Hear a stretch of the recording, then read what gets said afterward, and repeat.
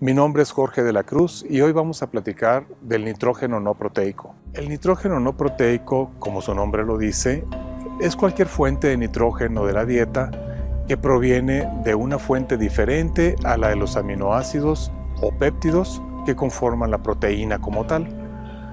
pero que sirve para que las bacterias ruminales produzcan la proteína que el rumiante necesita. La urea es la fuente convencional de nitrógeno no proteico para los rumiantes. Sin embargo, la velocidad en que ésta libera el nitrógeno en forma de amoníaco puede llegar a causar intoxicaciones en el animal cuando no se dosifica adecuadamente, o pudiera, en un momento dado, no estar presente en cantidades suficientes cuando se requiere por los microorganismos del rumen, y esto es debido a que la urea tarda alrededor de 90 minutos en degradarse completamente, y si en ese lapso las bacterias no cuentan con suficientes carbohidratos disponibles, entonces no pueden formar más proteína bacteriana. Por otra parte, los carbohidratos de la fibra que consume el ganado pueden tardar más de 2 horas en empezar a liberar los carbohidratos, no así los procedentes del grano, que son más disponibles. Pero entonces queda un remanente de carbohidratos, los provenientes de la fibra, que estarán presentes más tarde cuando posiblemente no habrá suficiente nitrógeno disponible en el rumen para ser aprovechados por las bacterias y por lo tanto no habrá suficiente formación de proteína bacteriana. Es muy importante recordar que las bacterias que degradan la celulosa de la fibra, o conocidas como bacterias celulolíticas, representan el 70% de la población bacteriana del rumen, y que el 100% de estas bacterias utilizan amoníaco como fuente de nitrógeno. El 30% de las bacterias restantes son amilolíticas y proteolíticas, es decir, que degradan almidones y proteínas, y el 40% de estas utilizan amoníaco como fuente de nitrógeno, y el resto utilizan péptidos y aminoácidos como fuente de nitrógeno. De ahí la importancia de que el amoníaco esté presente, puesto que favorece la presencia de bacterias celulolíticas que digieren la fibra y además aumentan la producción de proteína bacteriana, que finalmente es la proteína verdadera del rumiante. El uso de fuentes de nitrógeno no proteico de liberación controlada permite que el nitrógeno esté presente de manera constante en el medio ruminal, de manera que las bacterias, conforme vayan liberando los carbohidratos de la fibra, encontrarán nitrógeno disponible para formar más proteína. Es entonces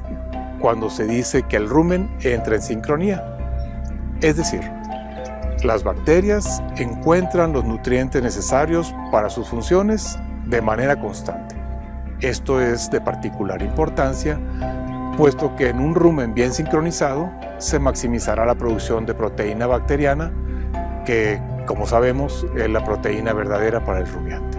Por otra parte, el nitrógeno que es liberado a partir de la fuente de nitrógeno no proteico y que no es utilizado debidamente por las bacterias, si bien es absorbido ya sea por las paredes del rumen o en el tracto intestinal, posteriormente debe ser procesado como amoníaco y es el hígado el que debe transformarlo en urea. Pero todo esto ocasiona un gasto energético para evitar la intoxicación del animal. Es por esto por lo que es muy importante dosificar adecuadamente la fuente de nitrógeno no proteico para evitar en lo posible remanentes de amoníaco en el rumen y disminuir el riesgo de intoxicación por el mismo. Cuando utilizamos Optigen, tenemos una liberación constante y prolongada de nitrógeno en el medio ruminal, muy parecido al patrón de liberación de nitrógeno que tiene la pasta de soya, y muy de acuerdo también a la liberación de carbohidratos, tanto de los almidones, que son rápidamente solubilizados, como los de la fibra, que son más lentos. Optigen tiene una alta tolerancia y un mínimo nivel de toxicidad para los rumiantes, puesto que tarda aproximadamente 12 horas para liberar el 60% del nitrógeno, y de 6 a 8 horas más para liberar el resto. Mientras que la urea libera su contenido de nitrógeno, como comentábamos, en aproximadamente 90 minutos. Al utilizar Optigen se evita que haya momentos con una baja presencia de nitrógeno en el rumen y que por lo tanto